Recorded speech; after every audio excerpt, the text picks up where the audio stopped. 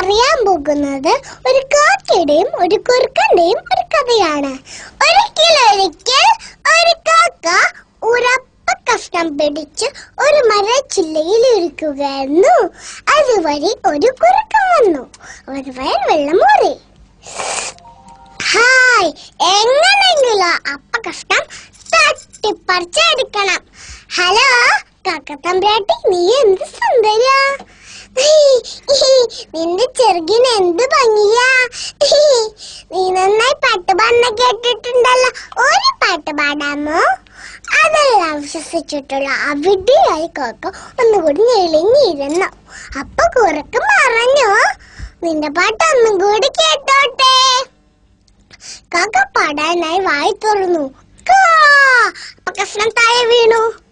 ഓടിച്ചെന്ന കുറുക്കൻ ആ അപ്പ കഷ്ണം എടുത്തോണ്ട് ഒരു മൂളിപ്പാട്ട് പാടി അവിടെ സ്ഥലം വിട്ടു. കാക്കയ്ക്കാണെങ്കിലും സങ്കടം വന്നു. കൂട്ടുകാരെ, ഇതിലൊരു ഗുണപാഠമുണ്ട്. വെറുതെ പുകഴ്ത്തുന്നവരെ വിശ്വസിക്കാൻ പാടില്ല. നന്ദി, നമസ്കാരം.